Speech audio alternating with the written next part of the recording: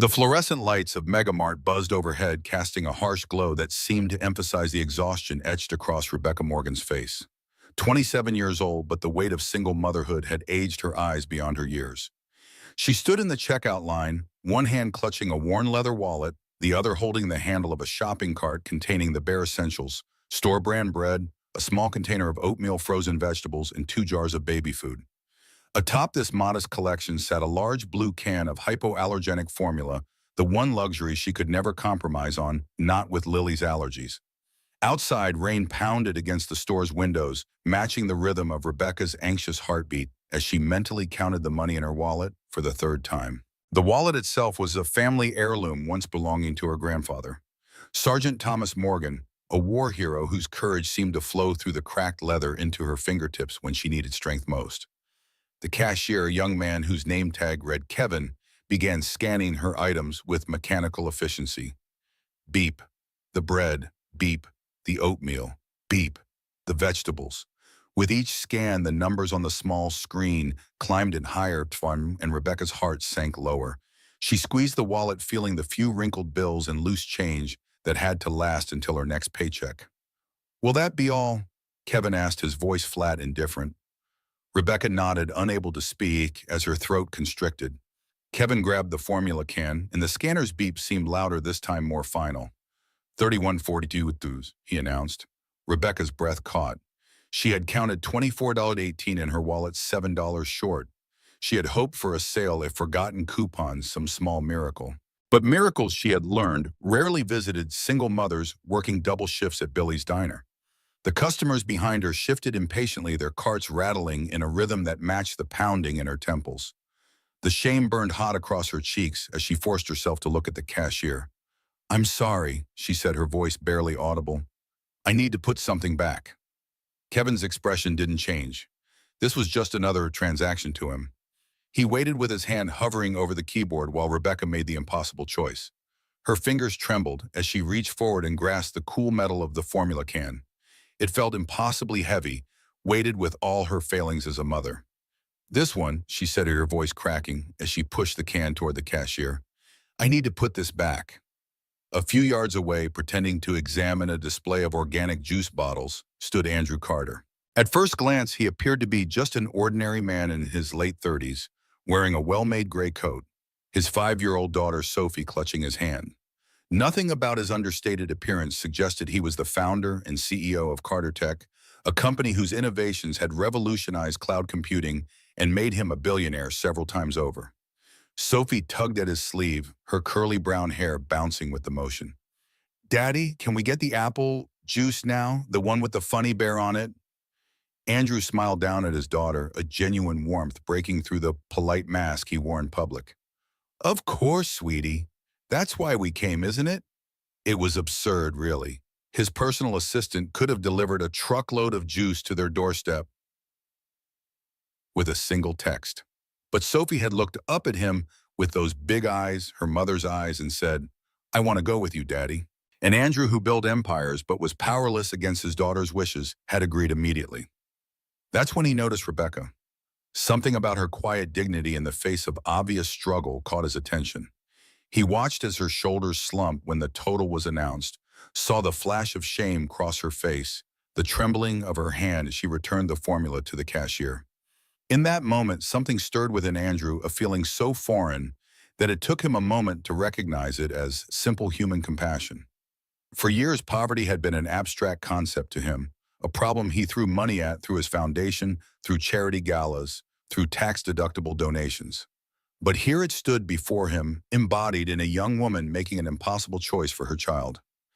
"Daddy," Sophie whispered, tugging at his coat again, "why does that lady look so sad?" Andrew looked down at his daughter's innocent, questioning face.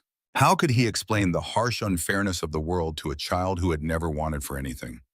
"She's just having a difficult day, sweetie," he said softly. "Sometimes grown-ups have hard choices to make." He watched as Rebecca paid for her reduced items, her head bowed low, as she took her small plastic bag and walked toward the exit. She moved like a ghost, trying to make herself invisible in a world that had already overlooked her. "Wait here with Mr. Peterson for just a minute," Andrew told Sophie, nodding toward the security guard near the entrance, a discreet member of his personal security team. I'll be right back. With a sense of purpose he hadn't felt in years, Andrew walked back to the checkout lane. He picked up the can of formula Rebecca had left behind, then quickly gathered a few additional items, a warm rotisserie chicken, a bag of apples, a loaf of artisan bread. He paid in cash, then hurried outside into the rain. He spotted her at the bus stop on the edge of the parking lot, hunched against the downpour, her grocery bag clutched protectively to her chest. The sight of her sitting there, soaked and defeated, crystallized his decision. Andrew approached carefully, not wanting to frighten her. "Excuse me," he said, his voice softer than intended. Rebecca jumped, startled from her thoughts. Looking up, her eyes widened in confusion at the sight of the well-dressed man holding two grocery bags. "I think you might have forgotten this," Andrew said, extending the bag containing the formula. Rebecca stared at the can, then back at his face.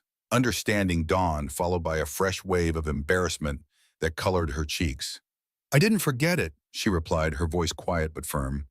"I couldn't afford it." "I know." Andrew acknowledged, his eyes meeting hers directly. "That's why I bought it for you." Rebecca was stunned into silence. She studied his face, searching for pity or condescension, but found only a quiet understanding that caught her off guard. In her experience, kindness from strangers came with the expectations or judgment. This felt different. "I can't take that," she finally said, pride rising like a shield. It was the one thing she had left. "Please," Andrew insisted, his voice earnest. "It's just formula. Your baby should have it." He glanced at the small, pink diaper bag sitting next to her on the bench. "You have a little one, right?" Rebecca nodded, a lump forming in her throat. "Her name is Lily." "That's a beautiful name," Andrew said, a small, genuine smile touching his lips. "I have a daughter, too. Her name is Sophie. She's 5. He extended the bag again. "Please think of it as a gift from one parent to another." The rain fell harder, soaking through Rebecca's thin jacket.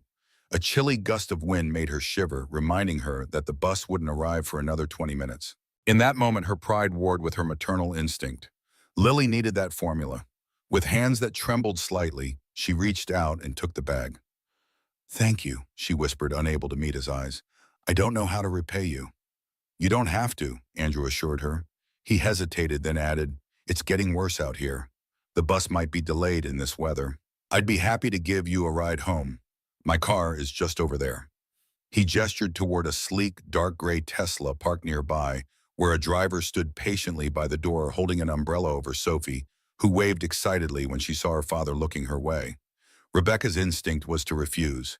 Getting into a car with a stranger, even a seemingly kind one, wasn't something she'd normally consider. But the rain was coming down in sheets now, and the thought of Lily catching cold from her wet clothes tipped the scales. "If it's really not too much trouble," she conceded. Andrew picked up her grocery bag before she could protest, and they walked quickly through the downpour to the waiting car. The driver opened the door, and Rebecca slid into a world of leather and warmth that smelled faintly of cinnamon and expensive cologne. Sophie looked at her with curious eyes as she settled into the seat. "Hello," the little girl said shyly. "I'm Sophie." "Hi, Sophie," Rebecca replied, managing a genuine smile for the first time that evening. "And I'm Rebecca." As the car pulled away from the curb, Rebecca gave her address, fighting back another wave of embarrassment. Her apartment was in the most run-down part of town, an area Andrew Carter had likely never visited. But if he recognized the address as belonging to a notorious neighborhood, his expression didn't show it. The drive passed in comfortable silence, broken only by Sophie's occasional whispered comments to her father about the lights reflecting off the wet streets. Rebecca found herself studying Andrew's profile in the dim light. There was kindness there, yes, but also a profound sadness lingering around his eyes, the kind that wealth couldn't erase. When they arrived at her building, Andrew insisted on carrying her bags to the door despite her protests. They climbed 2 flights of stairs, illuminated by a single flickering bulb. Rebecca was acutely aware of the peeling paint, the faint smell of cabbage from 2B, the general shabbiness that she usually tried not to see.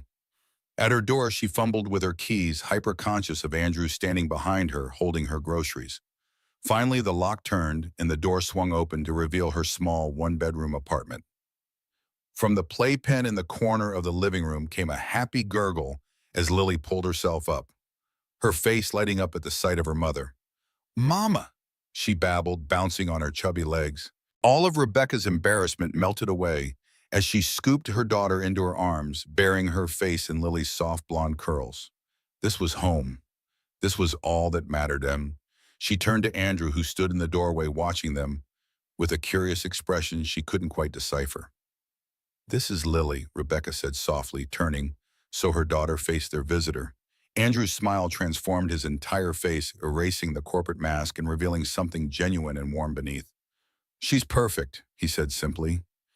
His gaze swept around the small apartment, taking in the sparse furnishings, the worn couch, the bookshelf filled with children's books from the library. Rebecca followed his eyes, seeing her home through a stranger's perspective. It was tiny and plain, but spotlessly clean. The walls were decorated with finger paintings and photos, including a framed black and white photograph of her grandfather in his military uniform. Andrew's attention caught on the photo and he moved closer to examine it. "Is that your father?" "My grandfather," Rebecca corrected. "Sergeant Thomas Morgan. He served in the 101st Airborne Division during the war." Andrew leaned in, studying the face in the photograph with unusual intensity. "The 101st," he repeated softly. "My grandfather was in the 101st. Something flickered across his face, recognition perhaps, or something deeper. But before Rebecca could ask, Lily began to fuss, reaching for the bags of groceries. "I should let you get settled," Andrew said, placing the bags on her small kitchen counter. "It was a pleasure to meet you both, Rebecca." "Thank you again," she replied, and the words felt insufficient for the kindness he had shown. "You have no idea what this meant to me tonight." "I think I do," he said, his eyes meeting hers. In that brief shared glance, a silent understanding passed between them, a recognition of something neither could quite name. With a final nod, Andrew left his footsteps echoing down the stairs until the sound faded away. Rebecca closed the door and leaned against it, trying to process the surreal encounter. Kindness from strangers was rare in her experience, especially from someone who clearly came from a world so different from her own. She looked at the can of formula on the counter, then at Lily's smiling face. Whatever the reason for Andrew's generosity, she was grateful. Tonight, her daughter would sleep with a full stomach, and that was enough. Rain pounded against the floor-to-ceiling windows of Andrew Carter's modernist mansion overlooking the city. He stood in his darkened office, a tumbler of whiskey untouched in his hand, staring at the distant lights blurred by raindrops and fog. The house was silent, except for the soft patter of precipitation against glass. Sophie had been tucked in hours ago, and the household staff had retired to their quarters. The encounter with Rebecca Morgan had unsettled him in ways he couldn't quite articulate. There had been something in her eyes of fierce dignity in the face of circumstances that would crush many others. And then there was the photograph of her grandfather, the 101st Airborne Division patch clearly visible on his uniform. Andrew set down his drink and moved to his desk, opening a drawer to retrieve an old, leather-bound journal. It had belonged to his grandfather, Corporal James Carter, and contained accounts of his wartime experiences. Andrew had read it many times over the years, finding comfort in the connection to a man he had never met, but whose blood ran in his veins. He flipped through the pages until he found the entry. He was looking for a passage about a sergeant who had saved his grandfather's life during a particularly brutal battle. The name jumped off the page, Sergeant Thomas Morgan. It couldn't be a coincidence. The timing, the division, the rank, it all fit. Rebecca's grandfather had saved his grandfather's life, an act of heroism that had allowed the Carter family line to continue, eventually leading to Andrew's birth and Sophie's. He read further, his finger tracing the faded ink. "Morgan was the bravest man I ever knew. I owe him my life, a debt I can never repay. I've written to his family hoping to offer some assistance when we return home, but for now, words are all I have." Andrew leaned back in his chair, a strange sensation spreading through his chest. Had his grandfather ever made good on that intention? Had the Morgan family received any acknowledgement of Thomas's heroism beyond the official military recognition? He picked up his phone and called David, his head of security, a former FBI agent who had been with Andrew for over a decade. "I need information on a Rebecca Morgan," Andrew said without preamble. "She lives in the West Side District, Oakwood Apartments. I need to know if she is related to a Sergeant Thomas Morgan, 101st Airborne, circa 1940s. "Any particular reason?" David asked, professional as always. "Family history," Andrew replied. "Nothing invasive, David. just confirmation of the connection and any basic public information. I'll have it for you by morning, David promised. Andrew ended the call and returned to the window, watching lightning flash across the city skyline. The chance encounter at the grocery store suddenly felt less like an accident and more like fate, or perhaps the universe's way of settling long overdue accounts. His thoughts drifted to Sophie sleeping peacefully down the hall. Since Isabella's death 3 years ago, his daughter had been his only anchor in a world that often felt empty, despite his material success. He had everything money could buy, but the things that mattered most, connection, purpose, joy, had been in short supply. Rebecca Morgan had nothing by society's material standards, yet the love between her and her daughter had filled that tiny apartment more completely than any luxury ever filled his mansion. The realization was both humbling and disorienting. Andrew returned to his desk and opened his laptop. If Rebecca's grandfather had indeed saved his grandfather's life, then the Carter family owed the Morgans a debt that went beyond money, a debt of honor that transcended generations. And Andrew suddenly knew with absolute certainty that he needed to repay it. The next morning, David placed a thin folder on Andrew's desk in his downtown office. Rebecca Morgan, 27, single mother, to Lily Morgan, 11 months, David reported. Works as a waitress at Billy's Diner, previously employed as a receptionist at Harrison Law before her daughter was born. No criminal record, pays her rent on time, despite the neighborhood. And yes, she is the great-granddaughter of Sergeant Thomas Morgan, 101st Airborne. Andrew opened the folder, scanning the contents. There wasn't much, just basic information and a few public records. But one paragraph caught his attention. Sergeant Morgan had received a Silver Star for valor after saving his entire platoon during a mission behind enemy lines. Among the men he saved was Corporal James Carter. There's more, David continued. I found this in the archives. He handed Andrew a yellowed newspaper clipping from 1947 featuring a headline about returning veterans struggling to reintegrate. In a sidebar was a brief mention of Sergeant Morgan's difficulty finding employment despite his decorated service. What happened to him? Andrew asked. Worked as a janitor for 30 years, David replied. Raised a family, lived a quiet life, died in 1983. From what I can tell, your grandfather never made contact after the war. Andrew felt a weight settle on his shoulders. His grandfather had built Carter Industries from nothing in the post-war boom, creating the foundation for the technology empire that Andrew now controlled. Had he forgotten his debt to Thomas Morgan? Or had something prevented him from fulfilling his promise? Thank you, David, Andrew said, closing the folder. I'd like to set up a meeting with Marjorie Bennett at the Veterans Community Center. Today, if possible. May I ask what this is about? David inquired. Andrew looked out the window at the city below, a sense of purpose crystallizing within him. It's about honoring a promise that's 70 years overdue. Rebecca's alarm blared at 5:30 a.m., jolting her from a dreamless sleep. She silenced it quickly, hoping it hadn't woken Lily, and lay still for a moment, gathering her strength for another day. The encounter with the kind stranger Andrew seemed like a dream in the harsh light of morning. But the can of formula on her kitchen counter was real enough, as was the leftover chicken that would provide meals for the next 2 days. She rose quietly and moved through her morning routine with practiced efficiency, shower dress, prepare Lily's bottles for the day. By 6:15, she was gently waking her daughter, who blinked sleepily up at her with eyes the color of a summer sky. Good morning, sunshine, Rebecca whispered, breathing in Lily's sweet baby scent as she changed her diaper and dressed her in a clean onesie. By 6:45, they were at Mrs. Winter's apartment, an elderly neighbor who watched Lily during Rebecca's morning shifts at the diner. The arrangement wasn't ideal, but Mrs. Winters was kind and charged less than any daycare Rebecca could find. You look better today, Mrs. Winters observed as she took Lily into her arms. Less worried. Rebecca managed a small smile. It was a good night. Someone was kind to me at the store. Well, it's about time, Mrs. Winters said with a nod. The good Lord knows you deserve a little kindness, Rebecca.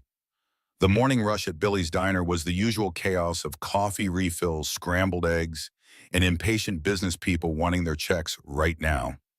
Rebecca moved between tables with the mechanical precision that came from months of practice, her customer service smile firmly in place despite the ache in her feet and the exhaustion that never quite left her bones. During her break, she sat in the back alley with a cup of coffee and the newspaper, scanning the classifieds with a highlighter. Her job at the diner barely covered rent, in necessities, and she knew she needed something better if she and Lily were ever going to escape the cycle of barely scraping by. One listing caught her eye: Administrative Assistant Veterans Community Center. Experience with office procedures required. Apply in person. The pay was better than the diner, and the hours would allow her to pick Lily up from Mrs. Winters by 500 instead of 700. Even more appealing was the connection to military families, a chance to honor her grandfather's legacy in some small way. Rebecca circled the listing, a tiny spark of hope igniting in her chest. When her shift ended at 2 she hurried home to change into her only interview-appropriate outfit, a navy blue skirt and white blouse she hadn't worn since before Lily was born. The skirt was tight, and the blouse had a small stain near the hem that she disguised with a scarf, but it was the best she could do. After dropping a resume by the Veterans Center and filling out an application, Rebecca walked back to Mrs. Winter's apartment with a strange lightness in her step. Maybe it was the simple act of refusing to accept that this endless shifts and counting pennies was all life had to offer her and Lily. "How'd it go?" Mrs. Winters asked as Rebecca took Lily into her arms. "I don't know," Rebecca admitted, "but it felt good to try." That evening, as Lily played on a blanket on the living room floor, Rebecca sat at her small kitchen table with a notepad making lists. If she got the job at the Veterans Center, she could put aside a little each month toward community college classes. With a degree, she might qualify for better paying positions. It was a long road, but for the first time in months, she could see a path forward, however faint. Her gaze drifted to her grandfather's photograph on the bookshelf.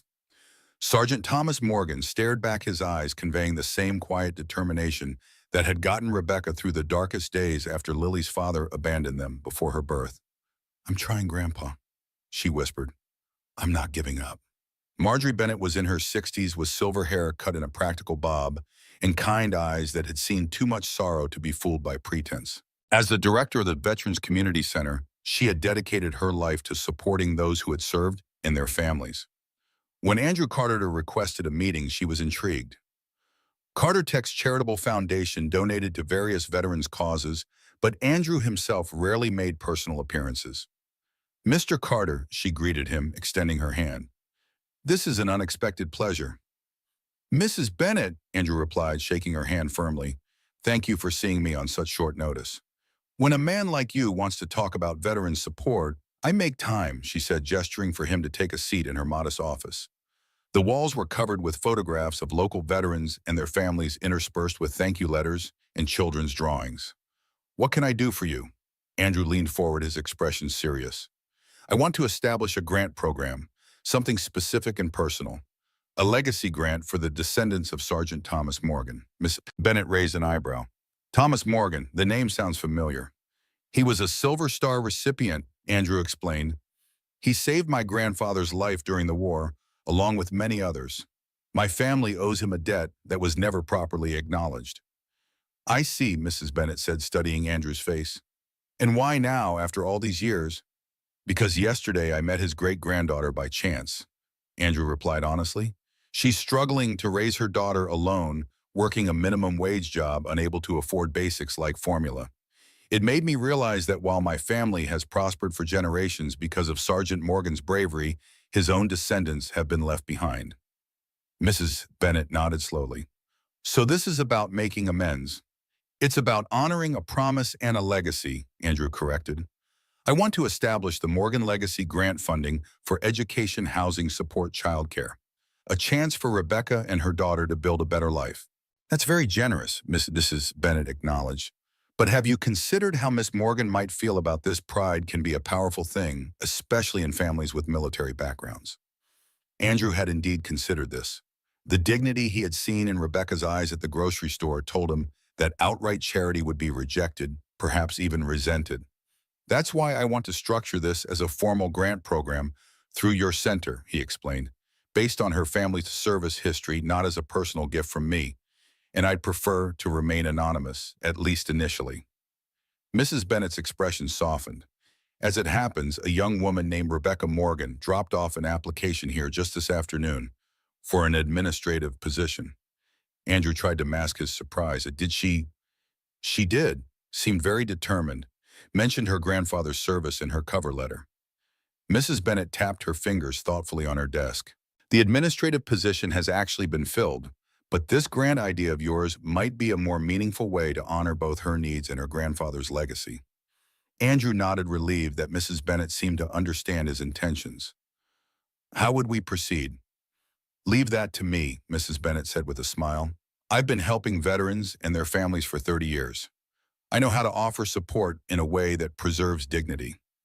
As they worked out the details of the grant, Andrew felt a sense of rightness settle over him, the first truly uncomplicated feeling he'd experienced in years. This wasn't about assuaging guilt or buying good publicity. This was about honoring a debt that transcended generations, about acknowledging that sometimes the most meaningful connections are forged in the unlikeliest of moments. The rain had finally stopped, leaving behind a crisp, clean air that carried the promise of spring. Vanessa Lambert stood at the window of her corner office, watching the city bustle 20 floors below. At 36, she had achieved everything her family had expected of her partner at one of the city's most prestigious law firms, board member for several influential nonprofits, including the Veterans Community Center, and recently named one of the 40 under 40 power players by the city's business journal. Her office was a study in controlled elegance, modern furniture in muted tones, strategically placed awards and credentials, and a single-family photograph. Vanessa standing between her parents at her law school graduation. Her father, Richard Lambert, had been a prominent banker whose family's wealth stretched back generations. His expression in the photo was one of satisfaction rather than pride, another Lambert living up to expectations. Vanessa's assistant knocked lightly on the open door. The board meeting agenda for the Veterans Center just came in, she said, placing a folder on Vanessa's immaculate desk. And Mr. Phillips called again about the merger negotiations. Tell Phillips I'll call him back this afternoon, Vanessa replied without turning from the window. And hold my calls for the next hour. I need to review these materials.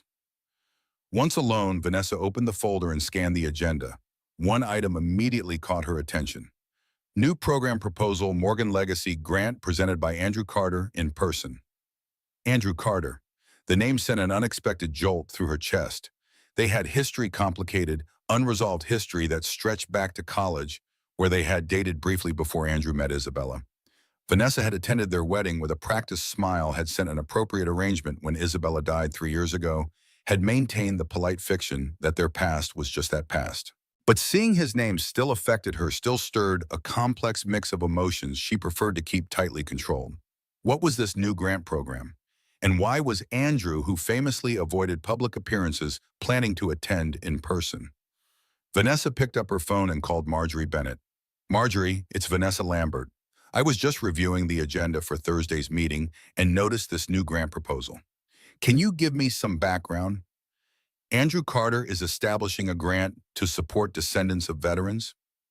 Mrs. Bennett explained, her voice giving away nothing, specifically starting with the family of a Silver Star recipient named Thomas Morgan. Just one family? Vanessa's legal instincts flared. That seems oddly specific for a community center program. It's a pilot, Mrs. Bennett replied smoothly, with potential for expansion. Mr. Carter has personal connections to the Morgan family history. I see, Vanessa said, though she did not really. And who exactly are these Morgan descendants? A young single mother and her daughter, Mrs. Bennett said. Rebecca Morgan. She actually applied for a position here recently. Vanessa's mind worked quickly, connecting dots. Andrew Carter, who rarely involved himself personally in charitable matters, suddenly establishing a grant for a single mother who had applied for a job. It was unusual, to say the least. I look forward to hearing more at the meeting, Vanessa said, keeping her tone neutral. Thank you, Marjorie. After hanging up, Vanessa returned to the window, her reflection staring back at her from the glass. There was more to this story than a simple charitable gesture, and she intended to find out what. Andrew Carter might be a tech genius and a billionaire, but Vanessa Lambert had built her career on uncovering what people preferred to keep hidden. She opened her laptop and typed Thomas Morgan Silver Star into the search bar. As information began to populate her screen, Vanessa's expression hardened. There, in a digitized newspaper article from 1945, was a photograph of a military unit, and standing together in the back row were two young men identified in the caption as Sergeant Thomas Morgan and Corporal James Carter. Well, well, Vanessa murmured, leaning closer to study the image. Isn't that interesting? She continued searching, piecing together fragments of history. Thomas Morgan had saved James Carter's life during a mission behind enemy lines. James Carter had gone on to found Carter Industries after the war, building the fortune that his grandson Andrew now controlled. But there was something else, a connection she hadn't expected. In a Veterans Affairs Committee report from 1948, she found mention of Richard Lambert Sr., her grandfather, opposing a benefits extension program for returning soldiers from certain units, including Morgan's. Vanessa sat back, a cold feeling settling in her stomach.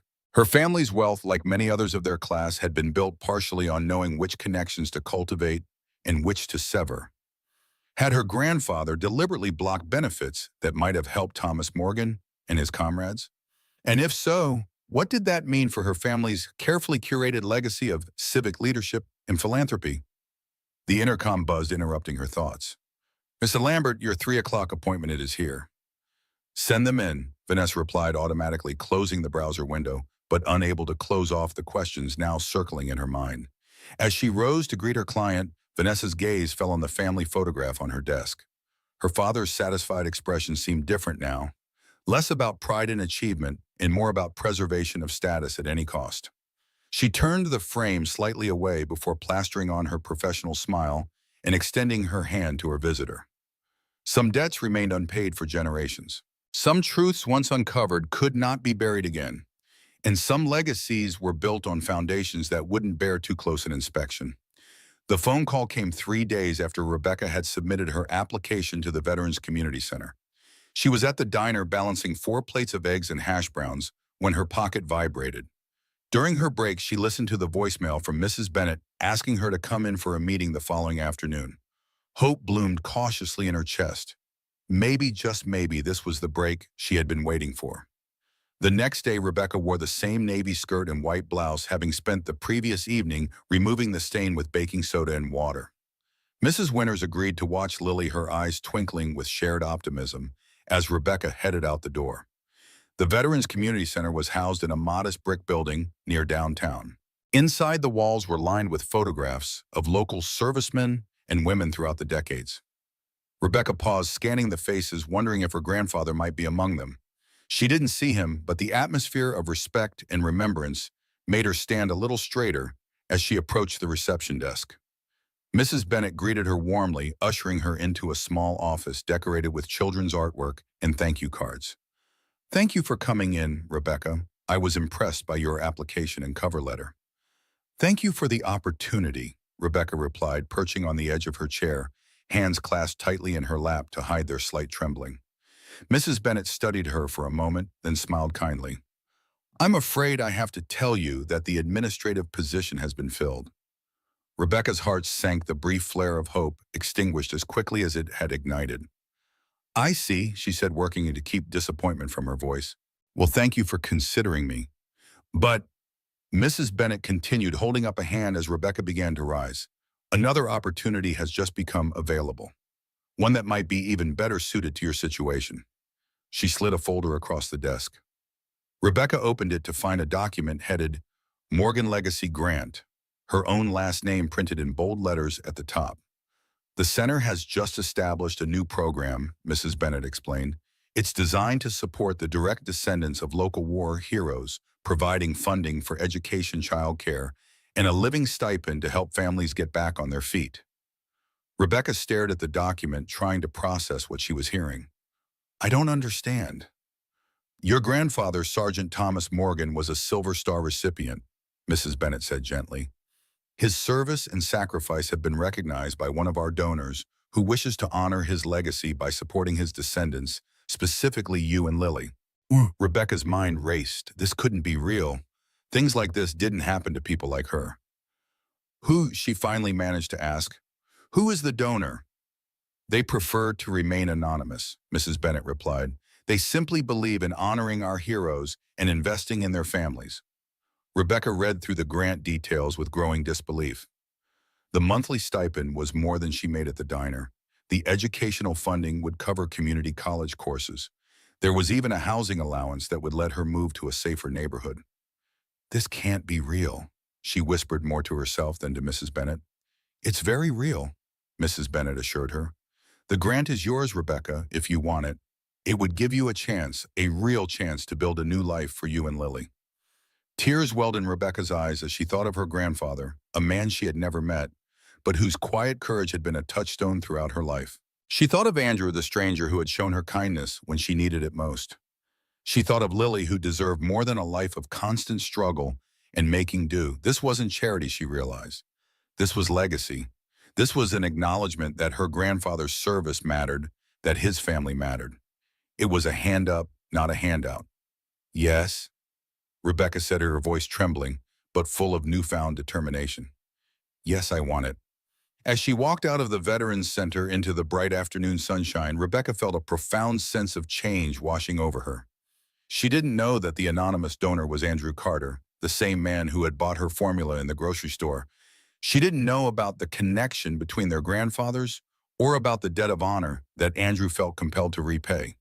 She only knew that for the first time in a very long time, the path ahead was not dark and uncertain. It was illuminated by possibility, by the bright, warm light of hope, and she was ready to step forward into it with Lily in her arms and her grandfather's courage in her heart.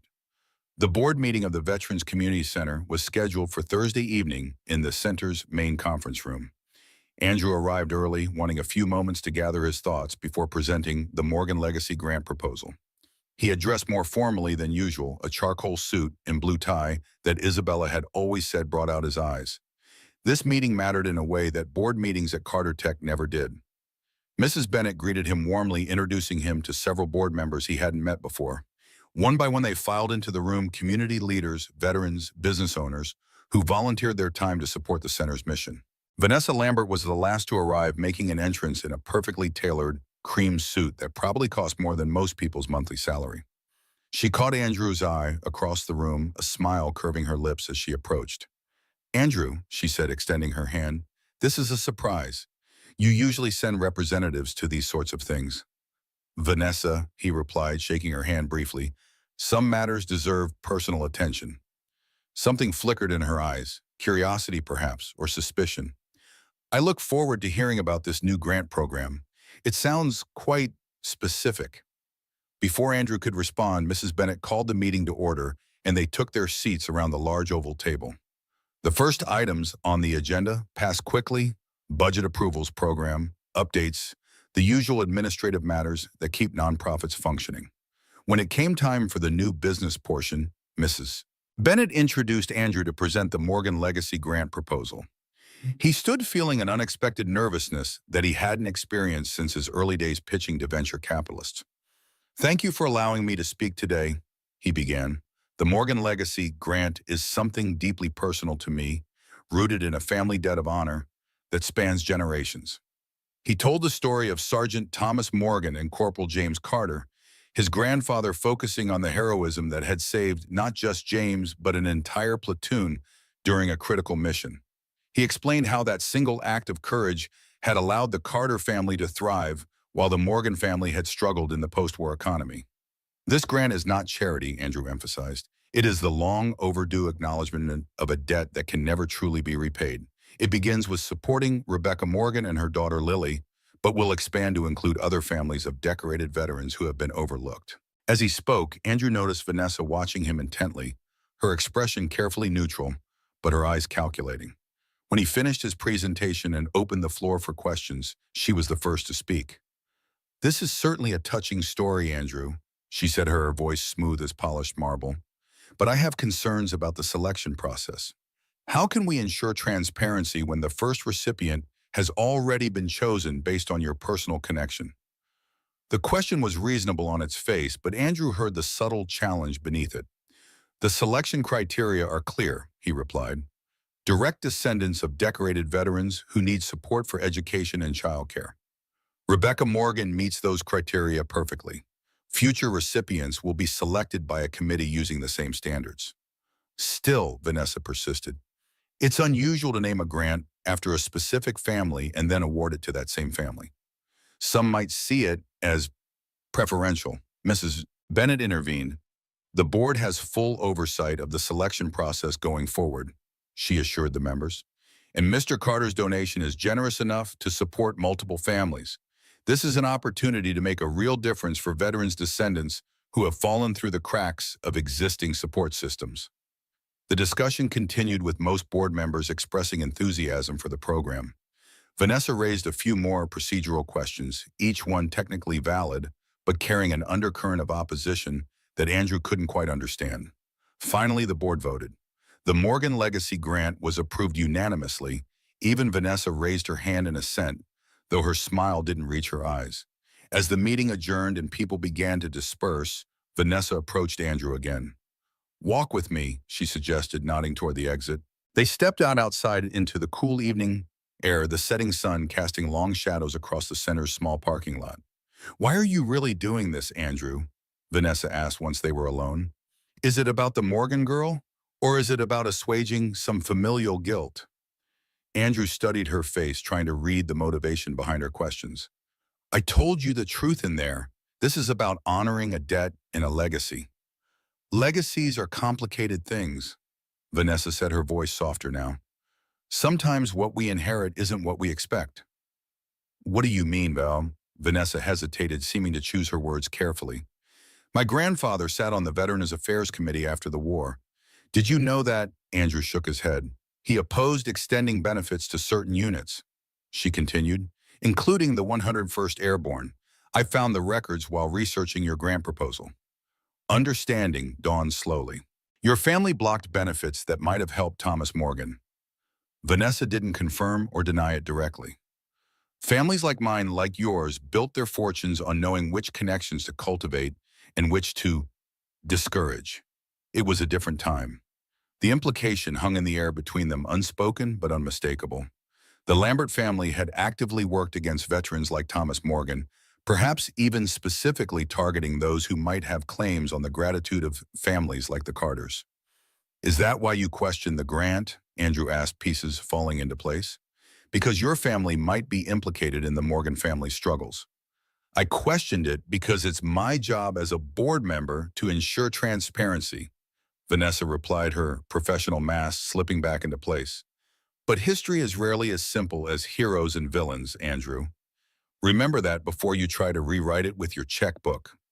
She turned to leave, then paused, looking back over her shoulder. "Give my best to Rebecca Morgan when you see her again.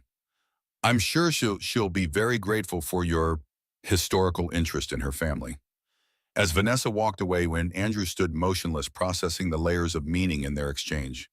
The past was reaching into the present in ways he hadn't anticipated, connections between families, spanning decades and carrying implications he was only beginning to understand. But one thing remained clear: amidst the complications, Rebecca and Lily Morgan deserved the chance that the grant would provide. Whatever Vanessa's concerns or motivations, whatever historical tangles lay between their families, the simple truth of a debt owed and a promise to be kept remained unchanged. Andrew got into his car, decision made. The grant was approved. Rebecca would have her opportunity. And if a Vanessa Lambert had concerns about how that might reflect on her family's legacy, perhaps it was time for her to examine her own inherited debts. The Morgan Legacy Grant transformed Rebecca's life with the quiet efficiency of spring rain nourishing parched soil. Within a month, she and Lily moved to a modest two-bedroom apartment in Riverdale Heights, a neighborhood of tidy brick buildings and small, well-kept parks where children played without the constant soundtrack of sirens. Their new home was on the second floor of a three-story building with large windows that welcomed morning sunlight and a small balcony where Rebecca placed a potted geranium, her first act of permanence in years. The grant covered her rent and provided a monthly stipend that eliminated the constant mathematical gymnastics of deciding which bill could wait another week. With this financial breathing room, Rebecca reduced her hours at Billy's Diner to part-time and enrolled in online business administration courses at Westfield Community College. Spring blossomed outside her windows as a new routine took shape. Mornings were dedicated to Lily walks to the neighborhood playground, reading board books, singing nursery rhymes. Afternoons, while Lily napped, became sacred study hours when Rebecca immersed herself in accounting principles and management theory. Evenings were for coursework and research, the soft glow of her laptop illuminating her determined face long after Lily had been tucked into her new crib, one that hadn't been previously owned by three other families. The physical changes in their surroundings were significant, but the emotional transformation ran deeper.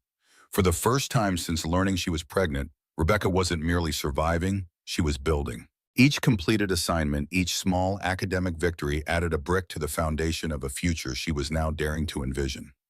"You seem different," Mrs. Winters observed during a visit watching Lily toddle across the living room floor. Standing taller, Rebecca smoothed her hand over a textbook, the page marked with color-coded notes. "I'm starting to believe things can actually change, that we're not stuck." This newfound hope manifested in unexpected ways. Rebecca began volunteering at the Veterans Community Center on Saturday mornings, helping with the administrative tasks she'd originally applied to handle professionally. She brought Lily, who charmed the elderly veterans with her giggles and curious eyes. Watching her daughter interact with these men and women who had served just as her grandfather had filled Rebecca with a sense of connection to something larger than herself, a lineage of service and sacrifice that deserved to be honored. One Saturday in late April, Mrs. Bennett approached Rebecca as she was filing paperwork. "We're planning the official launch event for the Morgan Legacy Grant next month. The board would like you to speak as the first recipient." Rebecca's stomach tightened with immediate anxiety. Me, in front of everyone. "Just a few words about what the grant has meant to you and Lily. Your perspective matters, Rebecca. This program exists because of your grandfather's service." The request terrified her. Public speaking had never been her strength, but the sentiment behind it resonated. This wasn't just about her. It was about her grandfather, about Lily, only about acknowledging the difference that support could make in a life balanced on the edge of impossible choices. "I'll try," she promised, not quite believing she could fulfill it. That evening, Rebecca wrote a thank you letter to the anonymous benefactor of the grant, pouring her gratitude onto the page in careful, considered words. She described the practical differences the support had made: the safer neighborhood, the educational opportunity, but also the intangible gift of dignity, of being seen as someone worthy of investment. She handed the sealed envelope to Mrs. Bennett the following weekend, hoping it would reach the mysterious donor, whose generosity had altered her trajectory. As the launch event approached, Rebecca faced a practical dilemma that highlighted how much her circumstances had changed yet remained precarious. She had nothing appropriate to wear. Her work clothes from the diner were unsuitable, and her one interview outfit was now visibly worn and dated. The stipend covered necessities, but there was little room for extras. After putting Lily to bed one evening, Rebecca emptied her closet onto the bed, evaluating each item with ruthless practicality. Nothing would do. With 3 days remaining before the event, she made a decision that felt simultaneously frivolous and necessary. She would use a small portion of that month's stipend to purchase a dress for the occasion. The next afternoon, she visited a consignment store in the shopping district near her new apartment. A bell chimed softly as she entered, pushing Lily's stroller ahead of her. The shop smelled of cedar and fabric softener, racks of secondhand clothing, organized by size and color, stretching in neat rows. Rebecca browsed uncertainly, checking price tags with growing discouragement. Even secondhand, many items remained beyond her budget. She was about to leave when the shop owner, a silver-haired woman with kind eyes, approached. "First time here, I'm Helen. Looking for anything in particular?" Rebecca hesitated, then explained her situation. She needed something for a speaking engagement, something that would help her look the part of someone whose words deserved attention. Helen nodded thoughtfully, then disappeared into the back room. She returned moments later holding a simple navy blue dress with three-quarter sleeves and a modest neckline. "Just came in yesterday. I haven't even priced it yet." Helen held it against Rebecca's frame, assessing. "It's your size, I think. The color would complement your eyes." Rebecca checked the original designer tag still attached to the sleeve and blanched. Even secondhand, this would be well beyond her means. Helen seemed to read her thoughts. First-time customer discount, $25. It was still more than Rebecca had planned to spend, but running her fingers over the quality fabric, she made a decision. This wasn't frivolous. It was an investment in herself and the future she was working to build. She would make up the difference by cutting back elsewhere. The evening of the grant launch arrived with an unexpected thunderstorm that drummed against the windows of the Veterans Community Center. Inside, the main hall had been transformed from its usual utilitarian space into something almost elegant. White tablecloths covered the round tables. Small arrangements of spring flowers provided color, and soft lighting created a warm atmosphere, despite the weather raging outside. Rebecca arrived early, leaving Lily with Mrs. Winters for the evening. The navy dress fit perfectly, making her feel like someone who belonged in this gathering of community leaders and donors. She had practiced her brief speech repeatedly, the words memorized but still feeling foreign on her tongue. Mrs. Bennet greeted her warmly, introducing her to board members and supporters. Rebecca smiled and nodded, trying to remember names, fighting the sensation that she was play acting in a world not meant for her. Despite the months of support, the educational progress, the volunteer work, she still carried the ingrained sense that at any moment, someone might recognize her as an imposter and ask her to leave. The crowd grew as 7 o'clock approached. Rebecca stood near a window watching raindrops race down the glass while trying to calm her nerves. A flash of movement in the reflection caught her attention, someone entering through the main doors. She turned curious, and the world seemed to tilt beneath her feet. Andrew Carter stood in the doorway, shaking water from his umbrella. He wore a tailored dark suit that emphasized his height and the breadth of his shoulders. Beside him, a woman in an elegant red dress leaned close, whispering something that made him nod seriously. Rebecca stared, trying to process this unexpected apparition. What was Andrew doing here? Was he a donor to the center? A board member? The coincidence seemed impossible, yet there he was, moving through the crowd with the quiet confidence of someone who belonged. Their eyes met across the room. Recognition flickered across his face, followed by something softer, a smile that transformed his features. He excused himself from his companion and made his way toward her, navigating between clusters of conversation with practiced ease. "Rebecca," he said as he reached her, his voice just as she remembered it from that rainy night outside the grocery store. "Andrew." His name felt strange on her lips, intimate yet formal. "What are you doing here? I think I might have an idea why you're here."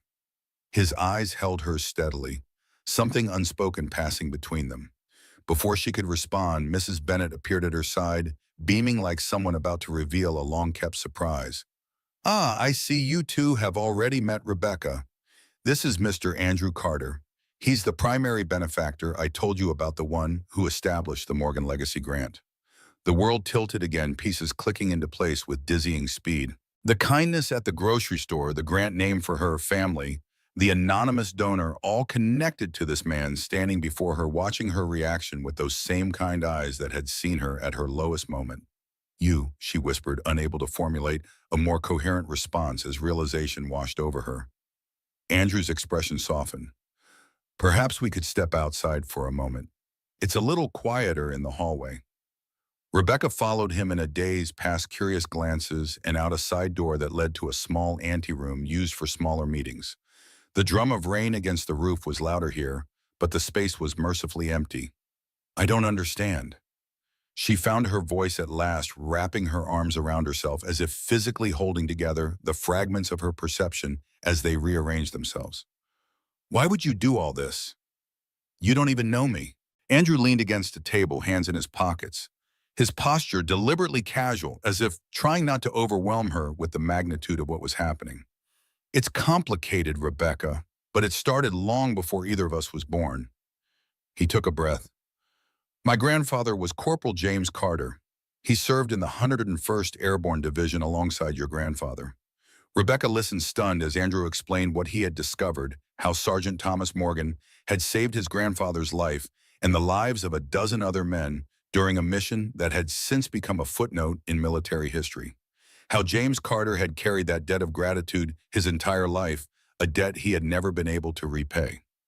"My grandfather built his fortune after the war," Andrew continued. "That fortune eventually became Carter Tech, the company I run today. But your grandfather came home to a different reality. The opportunities weren't the same for everyone." "Carter Tech," Rebecca repeated the name, finally registering. "You're that Andrew Carter." A small, self-deprecating smile touched his lips. "Afraid so." The pieces continued to realign in her mind, creating a picture both clearer and more complex than before. The chance encounter at the grocery store hadn't been chance at all, or perhaps it had been the most extraordinary coincidence, the universe conspiring to connect two families, separated by time and circumstance, but bound by a moment of wartime courage. "When I saw your grandfather's photograph in your apartment, I recognized the unit insignia," Andrew explained. "Later, when I confirmed the connection, I knew I had to do something. not charity that would dishonor what your grandfather did. This is about legacy, about acknowledging a debt that spans generations. Rebecca's eyes filled with unexpected tears. All her life, her grandfather had been a photograph on a shelf, stories told by her father before he too passed away when Rebecca was 16. To hear Thomas Morgan's courage acknowledged, to know that his actions had rippled through time to touch her life when she needed it most, it was overwhelming. Some debts can never truly be repaid, Andrew said quietly, but they can be honored. Rebecca looked at him, really looked at him, seeing beyond the wealthy businessman to the person beneath, someone carrying his own inherited responsibility, trying to balance the ledgers of the past through actions in the present. Thank you, she said simply, the words inadequate but heartfelt. Not just for the grant, but for seeing him, for making him real to me in a way he hasn't been before. A comfortable silence settled between them, the rain providing a soothing backdrop to this unexpected connection across time and circumstance. The moment was broken by the door opening, revealing the woman in the red dress who had arrived with Andrew. Up close, Rebecca could see she was strikingly beautiful in a polished, deliberate way, expertly applied makeup, not a hair out of place, despite the humidity jewelry that managed to be both tasteful and obviously expensive. James, there you are. Her voice held cultured precision, warm on the surface, but with an undercurrent of something sharper. They're about to begin the presentations. Her eyes swept over Rebecca, taking in the consignment store dress in simple appearance with a single assessing glance. Recognition flickered, not of Rebecca as a person, but of what she represented. Vanessa Lambert, Andrew said, straightening slightly. Rebecca Morgan. Rebecca is the first recipient of the grant program. Of course, Vanessa said, her smile not quite reaching her eyes. How lovely to meet you, Miss Morgan. We're all so pleased to have this opportunity to support deserving families. The emphasis she placed on deserving carried a subtle question, an implied judgment that made Rebecca's spine stiffen. Before she could respond, Vanessa had already turned her attention back to Andrew. They're waiting for you to start, Andrew. You promised to sit at the head table.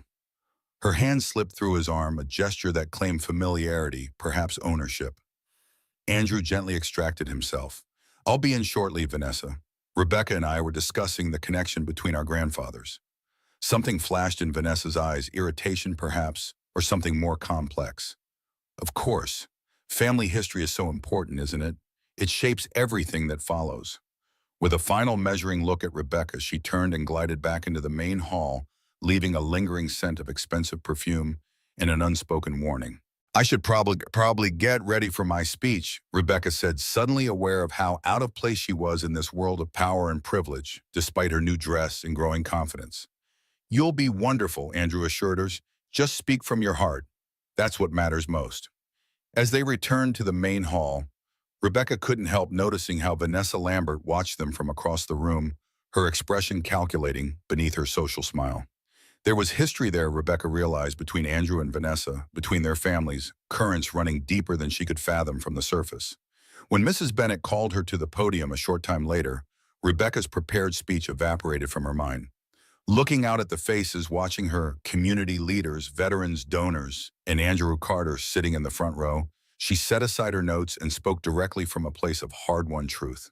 A year ago, I stood in a grocery store checkout line $7 short of being able to buy formula for my daughter. Her voice was quiet but steady, carrying throughout the hushed room. I had to make a choice no parent should face between my child's needs and our basic survival. In that moment, I felt like the worst mother in the world. She paused, her eyes briefly meeting Andrew's. But someone saw me, really saw me, not as a charity case, but as a fellow human being doing the best she could. That simple act of kindness was the first thread in a tapestry of support that has transformed our lives. Rebecca spoke about her grandfather not as a distant hero, but as a man whose legacy of courage she tried to honor in her daily choices.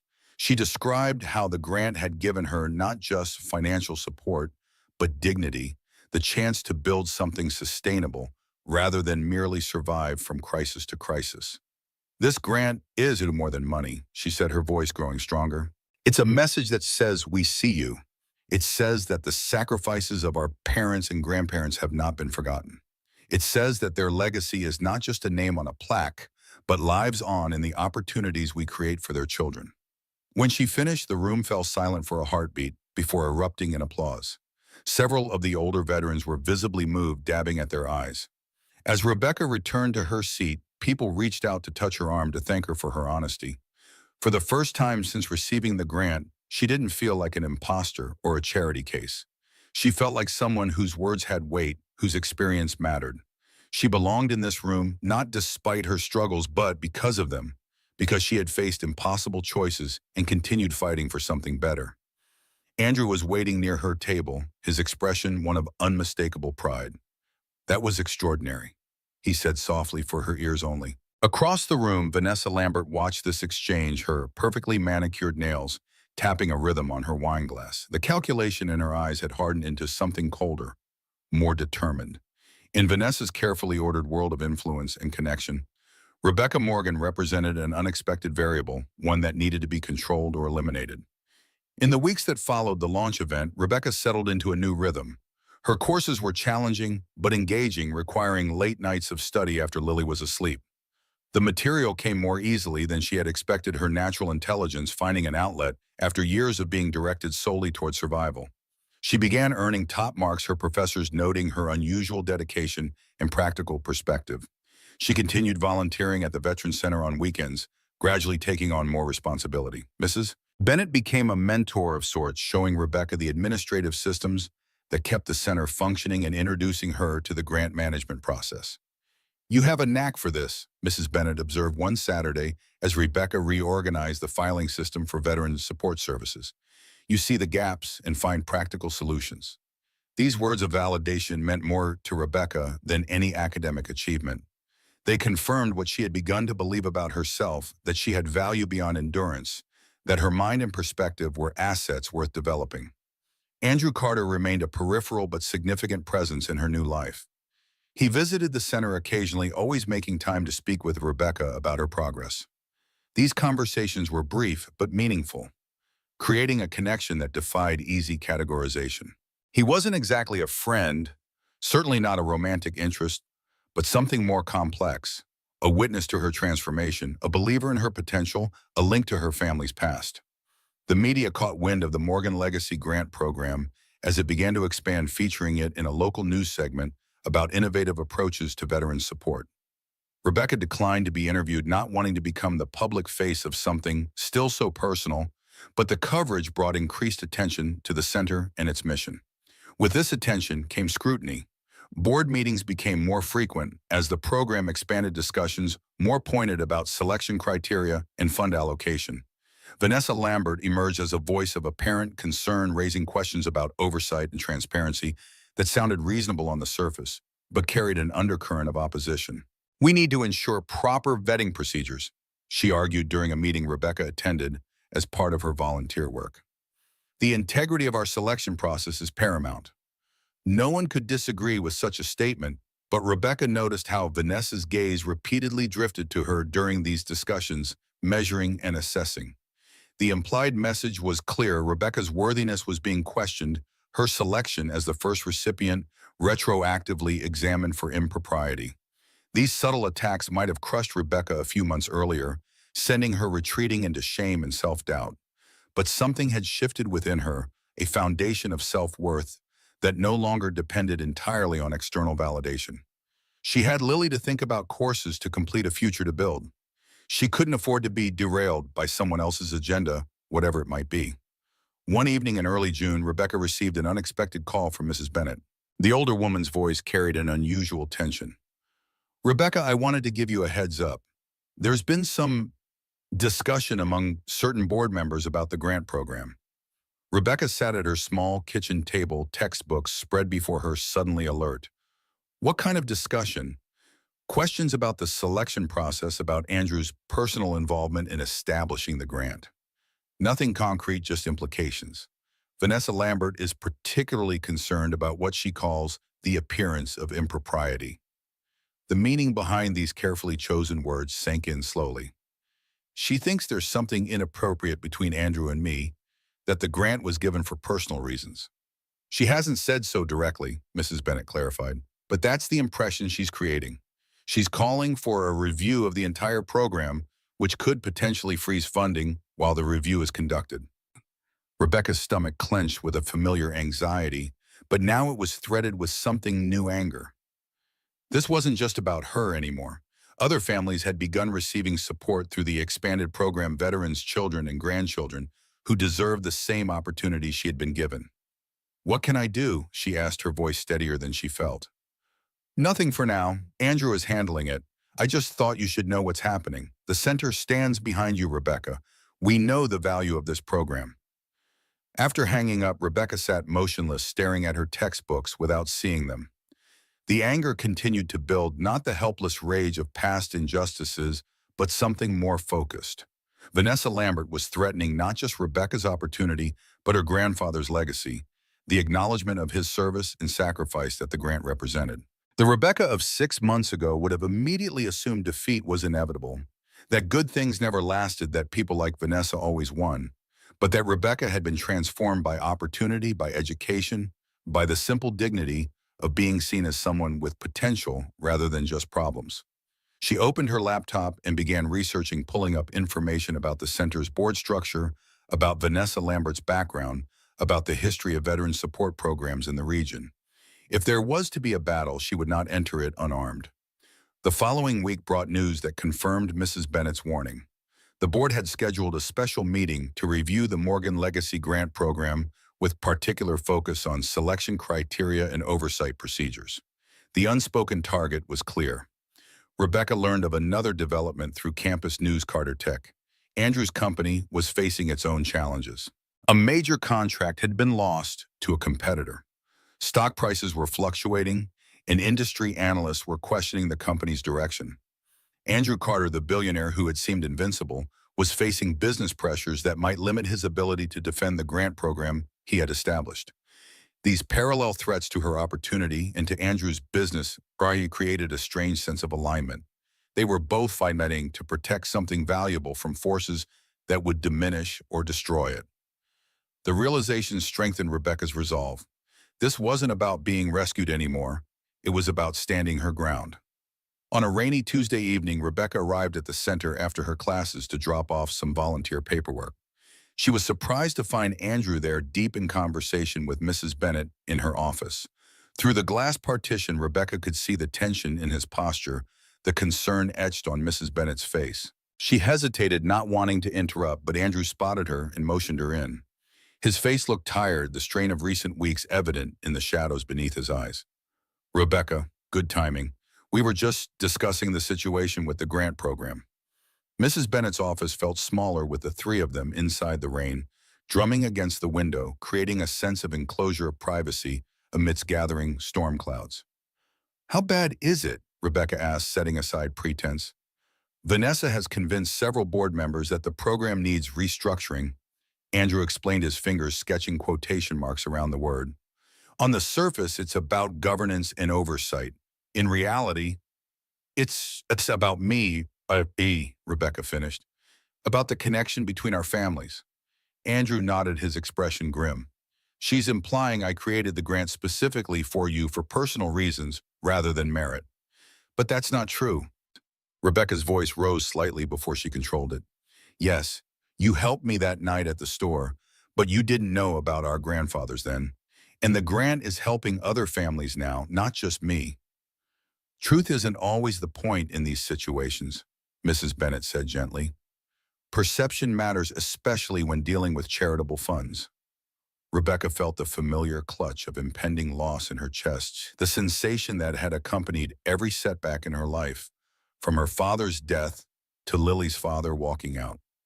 But now it was mixed with that newer emotion, righteous anger at the injustice of what was happening. "What do we do?" she asked, including herself in the resistance without conscious thought.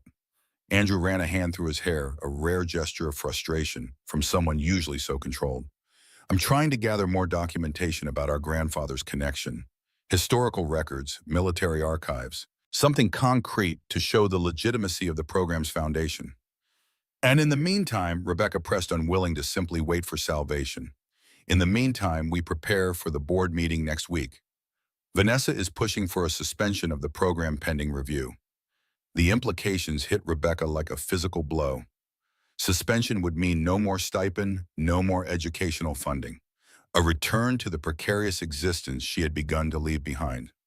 "I won't let that happen," Andrew said, reading her expression. "Whatever it takes, I'll ensure you and Lily are taken care of." His words were meant to be reassuring, but something in them struck Rebecca wrong, a return to the dynamic of benefactor and recipient, of dependence rather than partnership. These past months had been about building independence, about earning her way forward rather than being rescued. "This isn't just about me and Lily anymore," she said, her voice gaining strength. "This is about every family that's being helped, about honoring what our grandfathers did, what all veterans have done." She straightened decision forming. "I want to speak at the board meeting." Andrew and Mrs. Bennett exchanged glances. "Rebecca, I'm not sure that's—" "No one can speak to the impact of this program better than I can," she interrupted. "I won't let Vanessa Lambert control the narrative about my family or my worthiness. I've earned my place in this program, and I'll defend it." Andrew studied her for a long moment, seeing perhaps how far she had come from the woman he'd met in that grocery store, still vulnerable, but no longer defeated, still struggling, but now with purpose and direction. "Okay," he finally nodded. "But Vanessa is formidable. She comes from a powerful family with deep connections throughout the city. This won't be easy." Rebecca thought of her grandfather's photograph, of the quiet determination in his eyes that had guided her through the darkest moments of her life. "Nothing worthwhile ever is," she said simply. "But that doesn't mean we don't fight for it." As she left the center that evening, the rain had stopped leaving puddles that reflected the emerging stars overhead. Rebecca's mind was already composing what she would say at the board meeting, how she would defend not just her opportunity, but the principle behind it, that legacies matter, that debts of honor should be paid, that one person's courage can echo through generations. Whatever Vanessa Lambert's motivations, whatever forces she could bring to bear, Rebecca would not surrender without a fight. The grant had given her more than financial support. It had awakened something essential that had been dormant too long: her voice, her conviction, her belief that she deserved a place at the table where decisions about her future were made. She wasn't just a recipient anymore. She was a defender of legacy, her grandfather's, her daughter's, and now her own. Morning sunlight streamed through the tall windows of the County Historical Archive, dust motes dancing in the golden beams. Andrew had arrived when the doors opened at 8 a.m., determined to find documentation that could protect the Morgan Legacy grant. 3 hours later, he sat surrounded by aging cardboard boxes containing military correspondence, newspaper clippings, and photographs, fragments of history that might connect the dots between two soldiers whose brief wartime intersection had changed the trajectories of their families forever. The archivist, an elderly woman named Eleanor, who moved with deliberate precision between the towering shelves, had initially been skeptical of his vague request. But the mention of the 101st Airborne had softened her demeanor. "Most people researching military records are hunting for pension benefits," Eleanor observed, setting down another box labeled 1944-1946 Local Veterans Correspondence. "Not many billionaires spend their mornings digging through dusty archives." Andrew looked up from a stack of yellowed newspaper clippings, his tie loosened and jacket draped over an adjacent chair. "This is more important than any board meeting I'm missing." He had been methodically documenting everything he found, photographing records, making notes, creating a timeline of events surrounding the mission where Thomas Morgan had saved his grandfather's life. The official military commendation for Morgan's Silver Star provided the basic facts, but Andrew was searching for something more personal, more compelling evidence of the human connection between these men that went beyond the dry language of military reports. Shortly before noon, Eleanor approached with a thin manila folder. "Found this in a collection of donated personal papers. A Lieutenant Colonel Richards kept detailed records of his unit. Your grandfather and Sergeant Morgan are both mentioned." Inside the folder, Andrew discovered a treasure, a handwritten account of the mission behind enemy lines, describing how Sergeant Morgan had led a small group through hostile territory to rescue wounded men from an ambush, including Corporal James Carter. Richards had written with the vivid detail of someone determined to ensure these acts of courage wouldn't be forgotten. Most valuable was a photograph Andrew hadn't seen before: his grandfather and Thomas Morgan standing side by side after their return to base, bandaged, but alive, exhaustion and relief evident in their expressions. On the back, in faded pencil, was written, "Carter and Morgan, 2 days after Ardennes rescue. True heroes both." Andrew stared at the image, a tangible connection to a moment that had altered the trajectory of both families. Here was proof not just of Morgan's heroism, but of the human bond between these men who had faced death together. "There's more," Eleanor said, gesturing to another box she'd placed nearby. "Local newspapers covered the veterans' return after the war. I found some interesting articles about the challenges they faced." The contents of this box told a different story, one of struggle rather than heroism. A 1946 article described returning veterans' difficulties finding employment with a photograph showing a job fair where men in uniform waited in long lines. Another piece from 1947 specifically mentioned Thomas Morgan by name, noting that despite his decorated service, he had been forced to take a position as a school janitor to support his family. Most revealing was a small newspaper item from 1948 about the Veterans Affairs Committee's decision to limit certain benefits programs. The article quoted Richard Lambert Sr., Vanessa's grandfather, opposing extensions for excessive benefit claims from certain units, specifically naming the 101st Airborne Division among others. "This Lambert," Andrew said, pointing to the name. "Do you know anything about him?" Eleanor's expression tightened. The Lamberts were powerful in local politics after the war. Richard Lambert Sr. had significant banking interests that benefited from government contracts while simultaneously advocating for reduced veterans' benefits. Many returning soldiers believed he deliberately worked to limit their opportunities to protect his business associates' interests. Another article from a small labor newsletter was more direct in its accusations. Lambert's committee blocks benefits for heroes while funneling contracts to cronies. The piece specifically mentioned how Lambert had intervened when James Carter, a successful businessman by 1950, had attempted to establish a veterans employment program that would have benefited former members of his unit, including Thomas Morgan. Andrew photographed everything, the pieces of historical evidence forming a clear pattern. The Lambert family had actively worked against veterans like Thomas Morgan, specifically targeting programs that might have connected them to families like the Carters, who had the means to help.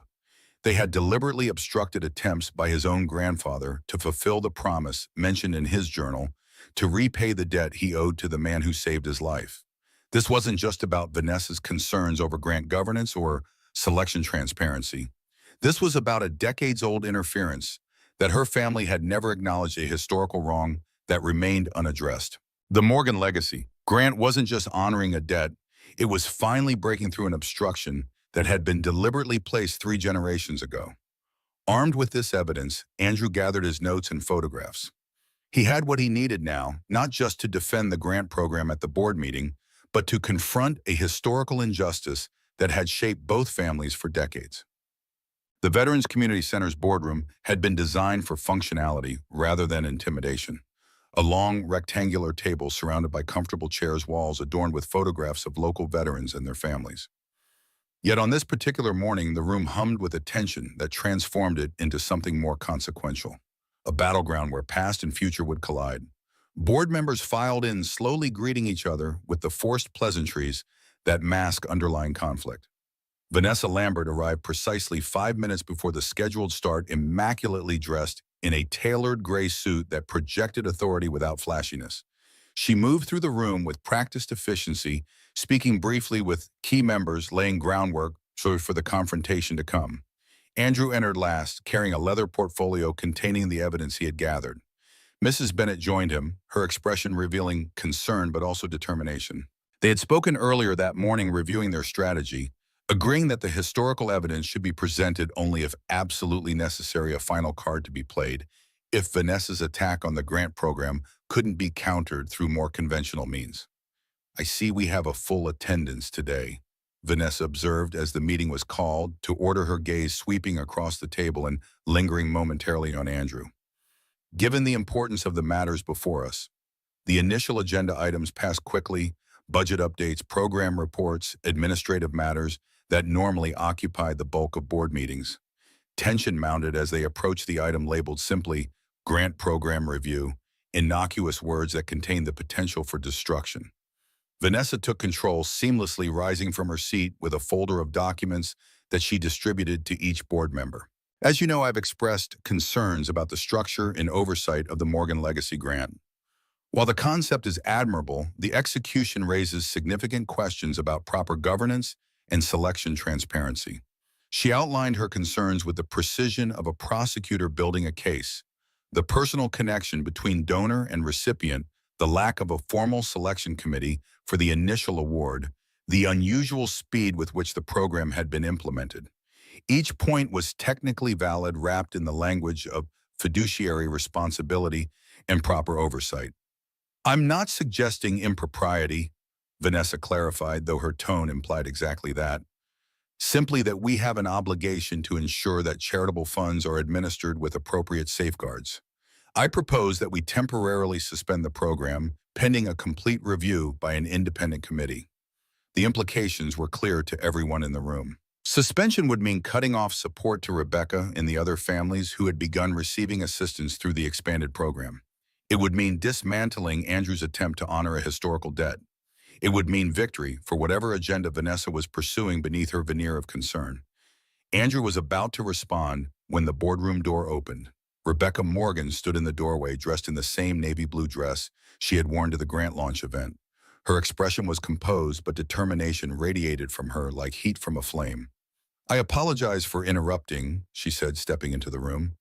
"But as the first recipient of the grant being discussed, I believe I have a perspective that should be considered before any decisions are made." Vanessa's expression flickered with momentary surprise before smoothing into professional neutrality. "Ms. Morgan, while we appreciate your interest, this is a closed board meeting discussing confidential matters of governance.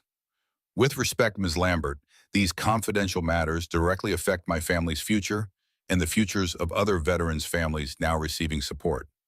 Rebecca remained standing, hands clasped before her to hide their slight trembling. "If you're discussing our worthiness to receive help, shouldn't we have a voice in that conversation?"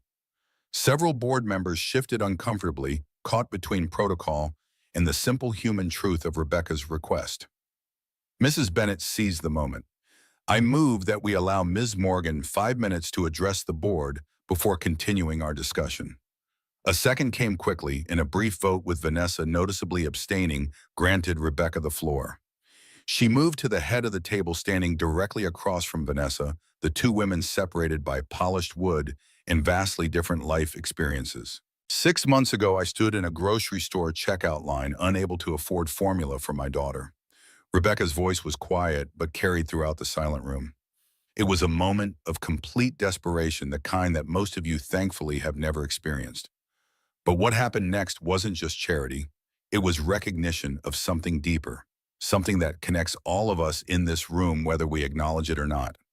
She spoke about her grandfather's service, about the values of courage and sacrifice he had embodied, about how the grant had provided not just financial support, but dignity, the opportunity to build something sustainable, rather than merely surviving from crisis to crisis.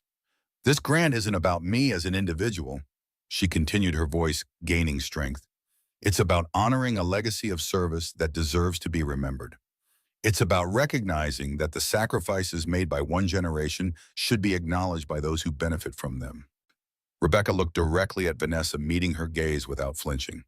"When you question the legitimacy of this program, you are not just questioning Mr. Carter's judgment or my worthiness.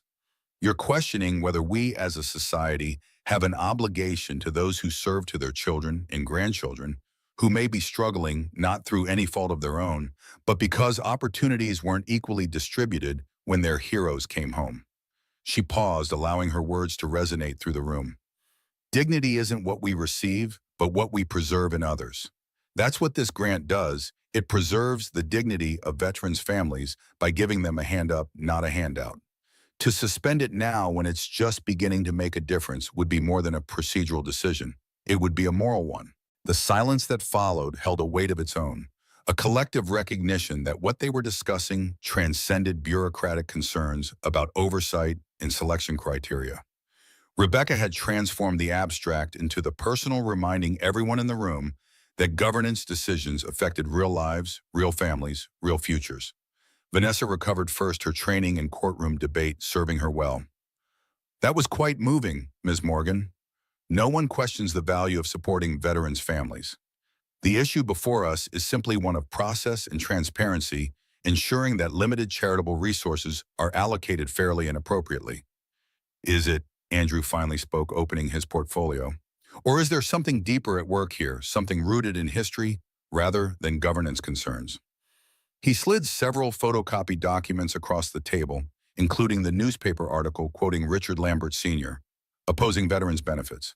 While researching the connection between Sergeant Morgan and my grandfather, I discovered something interesting. The Lambert family has a history with this particular unit of veterans, specifically a history of blocking their access to benefits and opportunities. Vanessa's face paled slightly as she glanced at the document's recognition and something like dread flashing across her features. This is hardly relevant to the current discussion. I disagree. Andrew distributed more copies the labor newsletter article detailing Lambert's obstruction of the Veterans Employment Program, the correspondence showing how returning soldiers from the 101st had been specifically targeted. Your grandfather actively prevented mine from helping Sergeant Morgan and his unit after the war. The very connection we're trying to honor now was deliberately severed 3 generations ago. Board members murmured as they examined the historical evidence. The contemporary governance issue suddenly recontextualized as part of a decades-long pattern. Vanessa stared at the documents before her, her carefully constructed professional demeanor fracturing around the edges. You can't possibly suggest that actions taken 70 years ago have any bearing on my concerns about proper grant administration, she countered, but her voice lacked its usual conviction. Perhaps not directly, Andrew acknowledged, but they raise questions about motivation. Are your concerns truly about governance, Vanessa? Or is there something else at work, something inherited, perhaps unconsciously, that makes you particularly opposed to a program connecting the Carter and Morgan families? The confrontation hung in the air, generations of unacknowledged history crystallized in a single moment. Vanessa looked from the documents to Andrew, to Rebecca, who still stood at the end of the table, a living embodiment of the legacy her family had once worked to suppress. I move that we vote on the proposed suspension, another board member said, breaking the tense silence. I think we've heard enough to make an informed decision. The vote was decisive, 11 against suspension, 1. Abstention, Vanessa herself, who gathered her papers with tight-lipped composure as the meeting adjourned. She left without speaking to anyone, the weight of revealed history following her like a shadow. Rebecca remained behind as board members filtered out, many stopping to shake her hand or offer words of support for the program. When only she, Andrew, and Mrs. Bennett remained, the tension that had sustained her throughout the confrontation finally released, leaving her legs shaky and her breath uneven. You did it? Andrew said the simple words carrying profound acknowledgement of what she had accomplished. Rebecca shook her head slightly. We did it. The 3 of us and our grandfathers too, in a way. Mrs. Bennett gathered her papers, smiling with quiet satisfaction. The grant program is secure now.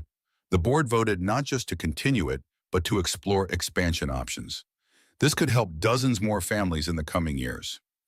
As they left the center together, stepping into the bright afternoon sunlight, Rebecca felt a curious lightness, not just relief that her own support would continue, but something more profound.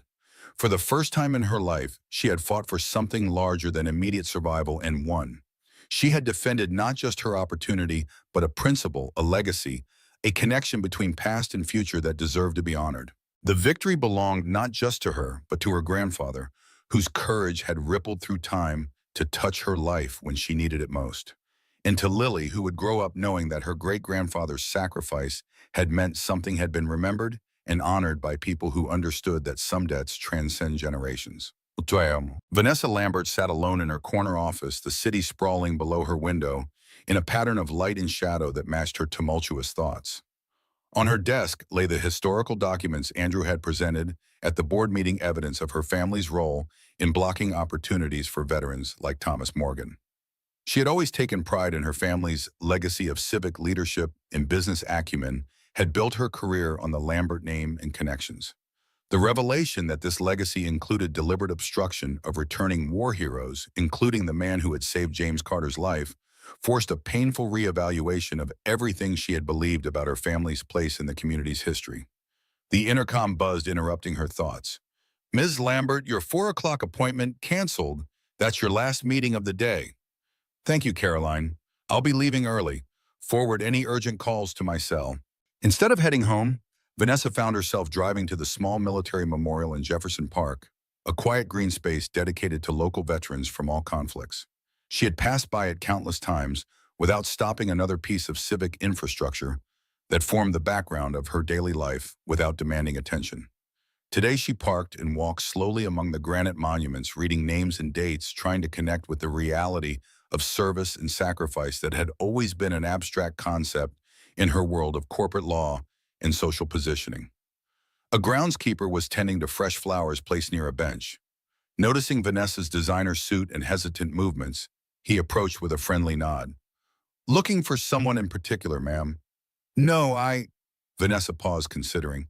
"Actually, yes. Would records here mention a Sergeant Thomas Morgan Silver Star recipient, 101st Airborne?" The groundskeeper's expression brightened with recognition. "Morgan's sure, he's on the World War II monument over there. Well-known local hero." He led her to a black granite wall inscribed with names in gold lettering. Halfway down the second column, Thomas Morgan's name gleamed in the late afternoon sun, one among hundreds, yet suddenly painfully significant to Vanessa. "He was a school janitor after the war," the groundskeeper continued. "My father knew him, said he was the most humble man you'd ever meet. Never talked about his medals, just did his job and raised his family." Vanessa stared at the name, thinking of Rebecca Morgan, standing in that boardroom, defending her grandfather's legacy with quiet dignity.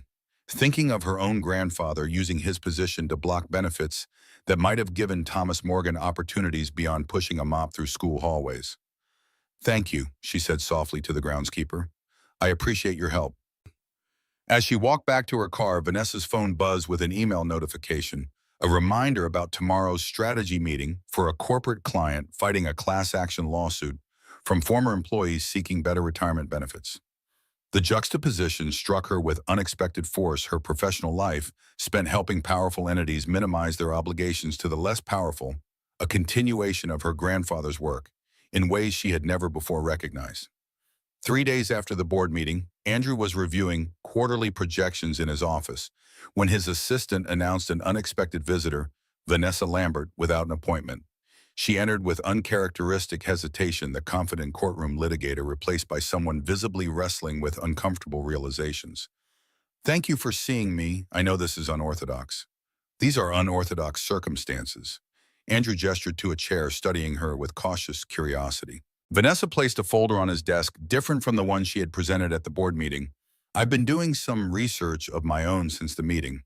Family history, you might say." Inside were documents Andrew hadn't seen before, internal memos from Lambert Banking and Trust regarding policies for returning veterans, correspondence between Richard Lambert Sr. and other business leaders about coordinating responses to veterans benefit programs, meeting minutes, showing deliberate strategies to limit opportunities for certain military units.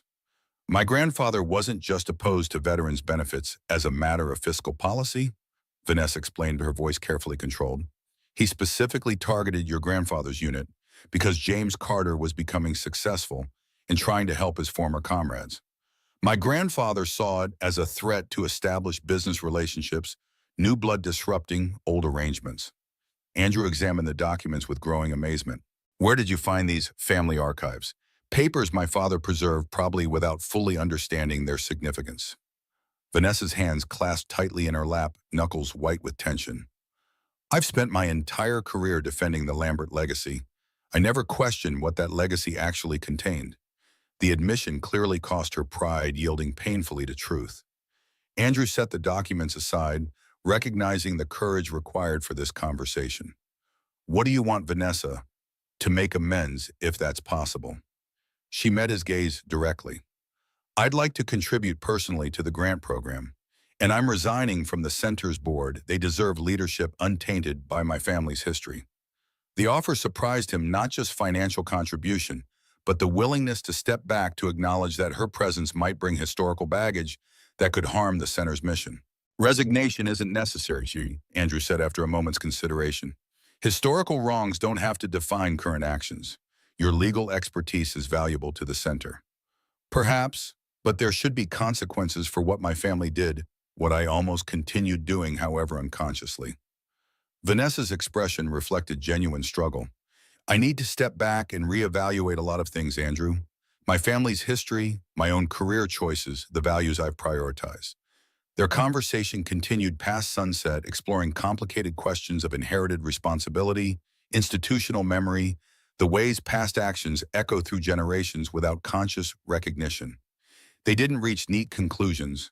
The issues were too complex, the history too nuanced for simple resolutions, but the dialogue itself represented a break from cycles of obstruction and avoidance that had persisted for decades.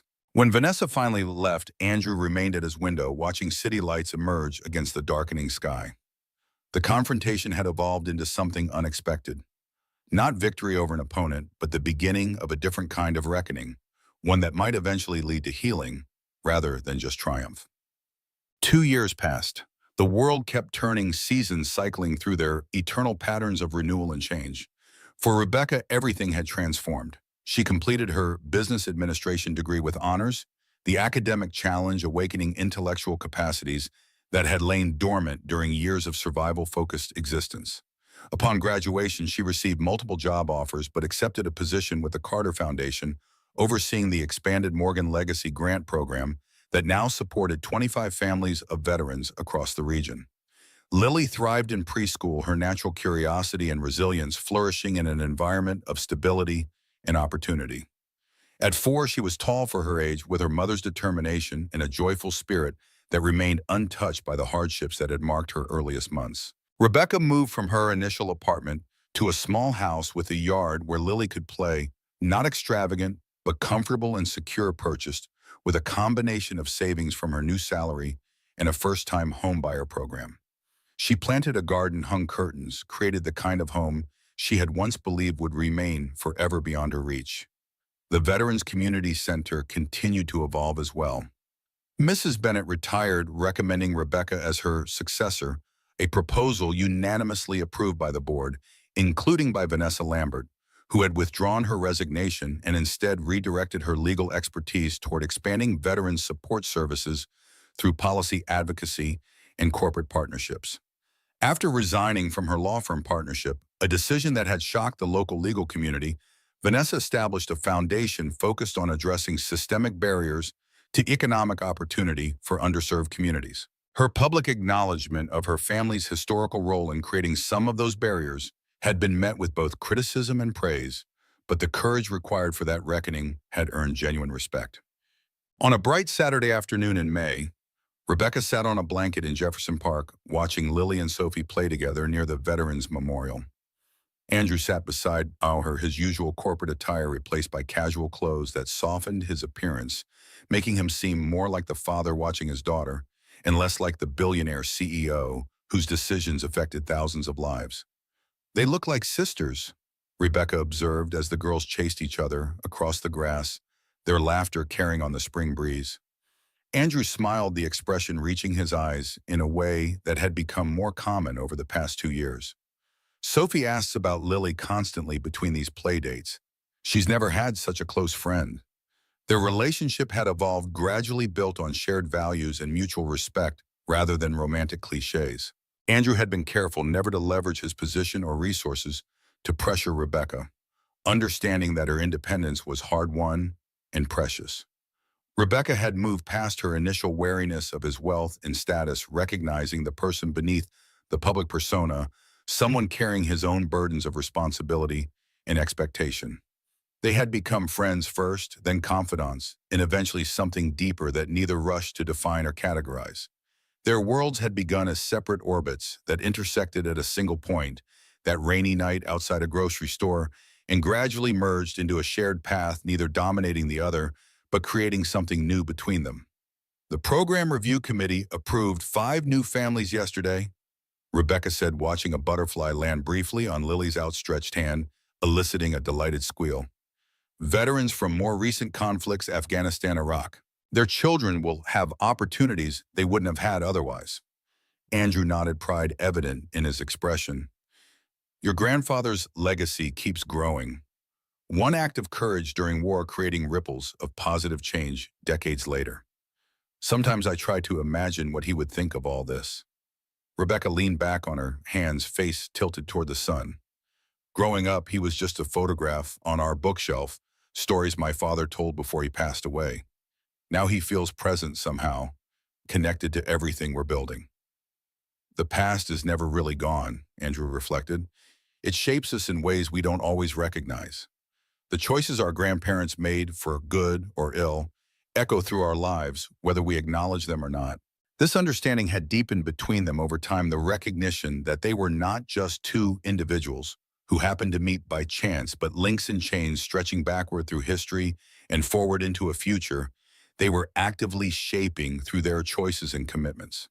Their conversation was interrupted by Sophie running over, breathless with excitement. "Daddy, Lily showed me the soldiers' names. Her great-grandpa's name is on the big black rock." "That's right," Andrew confirmed, making room for her on the blanket. "Remember I told you about the brave sergeant who saved your great-grandfather during the war? That was Lily's great-grandfather." Sophie considered this with the serious contemplation particular to children processing complex information. "So that's why we're a family now, because our grandpas were friends a long time ago."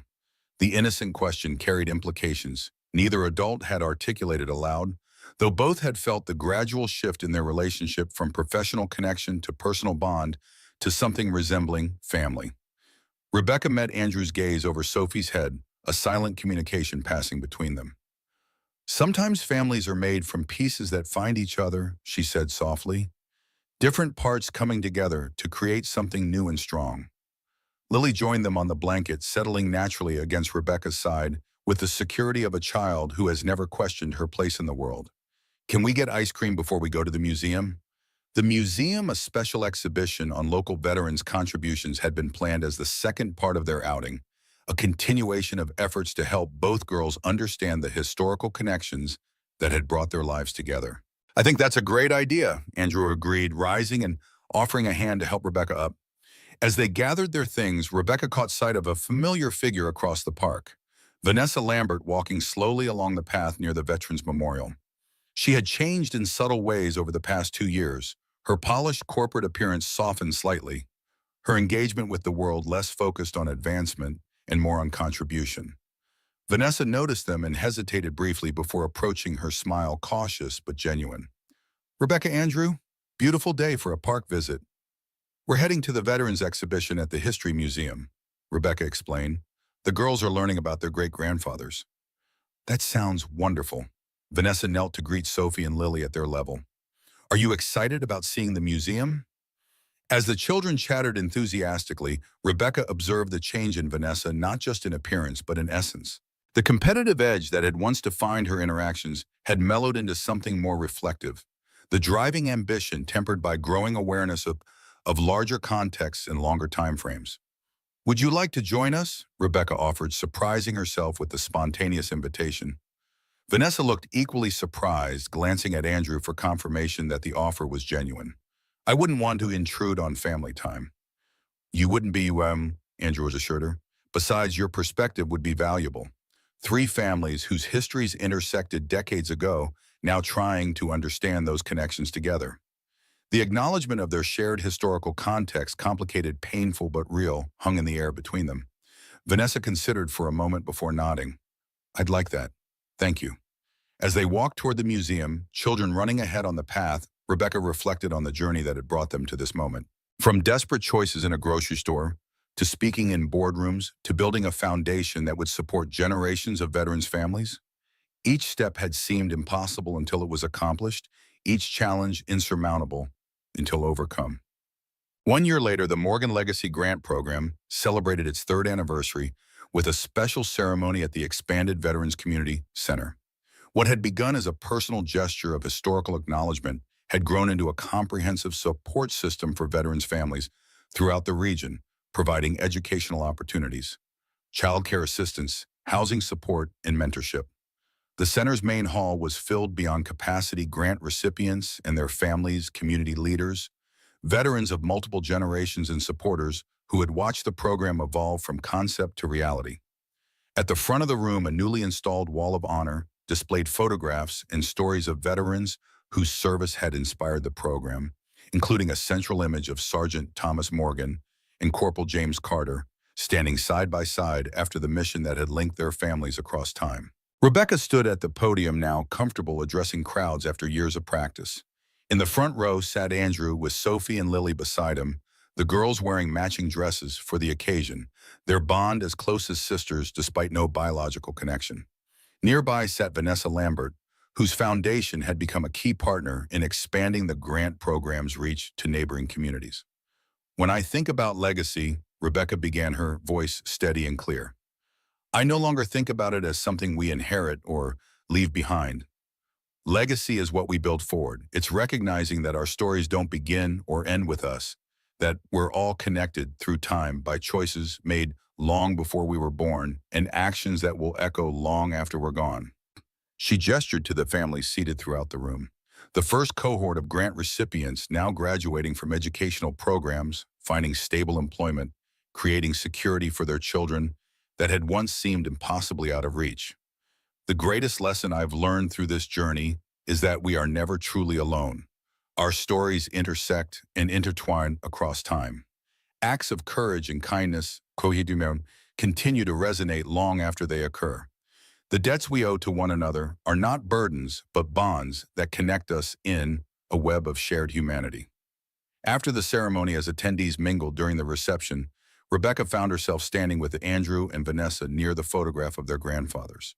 The three of them studied the image, two young soldiers who could never have imagined how their brief connection during wartime would ripple through generations, eventually bringing their grandchildren together in ways that healed old wounds and created new possibilities. I wonder what they would think, Vanessa said, her voice soft with wonder, seeing us standing here together after everything that happened. I think they'd be proud, Andrew replied, his hand finding Rebecca's naturally comfortably. Not just of what we've built, but of how we've found a way to acknowledge the past without being limited by it. Rebecca nodded, thinking of all the families whose lives had been transformed by the program, all the children who would grow up with opportunities their parents hadn't had, all the veterans whose service was being honored in the most meaningful way possible, by creating a legacy of possibility for those who came after them. The three of us represent something important, she said. The possibility that historical wrongs can be acknowledged and addressed, that old divides can be bridged, that new connections can be formed, that honor the past while creating a different future.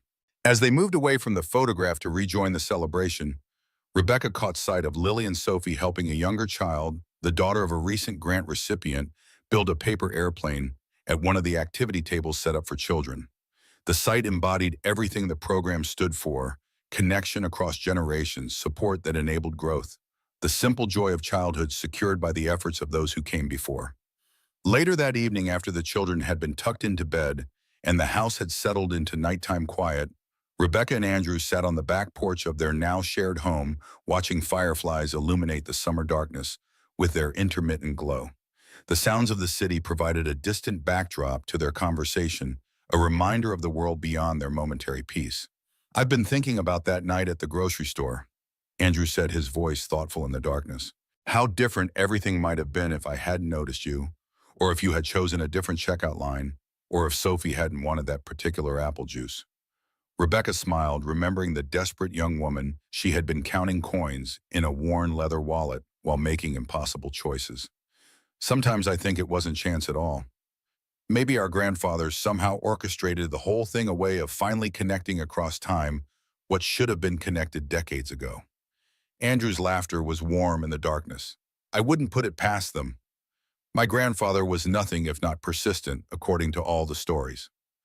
They sat in comfortable silence for a while, the rhythm of their shared life a counterpoint to the memory of that first desperate encounter. So much had changed, not just in circumstances, but in who they had become individually and together. Whatever brought us together, Rebecca said finally, I'm grateful for it. Not just for what it's meant for Lily and me, but for what we've been able to create together, something that will outlast all of us. Andrew squeezed her hand gently. That's the thing about legacy. It's not static, not something passed intact from one generation to the next. It's dynamic, evolving with each choice we make, each connection we form, each act of courage or kindness we contribute.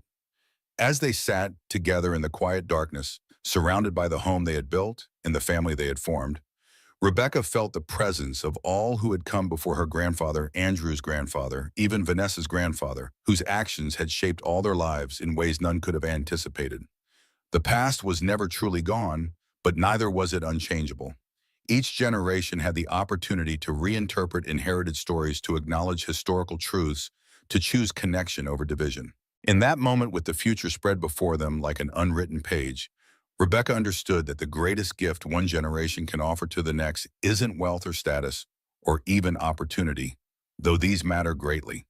The greatest gift is the recognition that we are part of something larger than ourselves, connected across time by acts of courage and sacrifice, by debts of honor and gratitude, by the quiet, persistent hope that we can create something better for those who follow. That recognition had transformed Rebecca from a desperate young mother counting coins in a grocery store to the architect of a program that changed lives. It had transformed Andrew from a successful but isolated businessman to someone deeply engaged with creating meaningful impact. It had transformed Vanessa from a defender of privilege to an advocate for opportunity. And it would transform the lives of countless others in ways they had only begun to imagine. As fireflies continued their luminous dance in the darkness, Rebecca and Andrew sat in the peace of shared purpose and mutual understanding, their individual stories now interwoven into something stronger and more enduring than either could have created alone.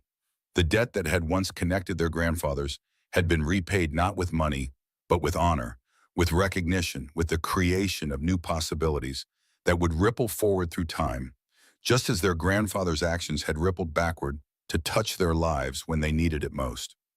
In this quiet moment of reflection, the cycle was complete, not ended, but transformed from debt to gift, from obligation to opportunity, from past to future.